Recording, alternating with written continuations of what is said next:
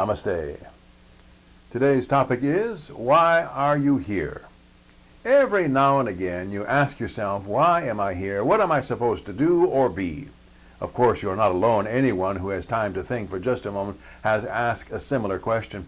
And there are many answers, no shortage there, but I propose the following 5 answers. Number 1, to be loose. Part of your task as a human being is simply to be in relationship. Yes, of course, in relationship with other human beings, but also in relationship with all of life. You are fulfilling your purpose by developing relationships. Develop a relationship with light and darkness, for example. You cannot know one without knowing the other. If all were light, you would have no relationship with it. If, however, you realize that you are light in visible form and that there is light in non-visible form, X-rays, gamma rays, ultraviolet light, etc., you have the beginnings of a relationship. Number 2, relationships by their nature tend to pull in different directions. That's just the way they are. But you need to be substantial within yourself. You need to establish who you are as different from your relationships. Know yourself. That's what a relationship is about. You are different than the other. At least enough different to see yourself as a separate entity from the other. Only when you can see that you have a difference can you be in relationship to another. When you believe 2 of you are the same, there can be no relationship. Where does one begin and another leave off? Oh, you are not separate in a spiritual sense. We are all contained in the One.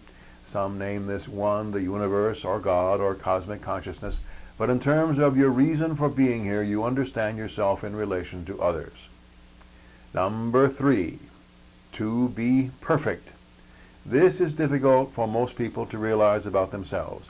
You are perfectly human just as you are. So live your life as fully as possible. You have nothing to prove, nothing you must learn, except you as you. This acceptance personifies the way of the One. The One accepts all. Period. No exceptions. There is no such thing as imperfection within the One. All is perfectly as it should be. So are you. Number 4, to be imperfect. Sounds like a contradiction. When you make a mistake, you need to accept yourself as perfectly capable of being imperfect. Those who cannot accept their mistakes have a difficult time in life. You'll make them. Accept yourself nevertheless. The One accepts what you call your mistakes or sins perfectly without conditions. If the One accepts you just as you are, how can you not accept yourself just as you are? This does not mean you ought to go on making mistakes without thinking about your behavior. You need do your best to behave your best. Why? Because what you do or not do has consequences in your future. Number 5, to be you. You have heard innumerable times, there is no one just like you. Never has been, never will be again. Revel in your uniqueness. Do not model yourself after anyone else. You can never be exactly like them anyway. Be you.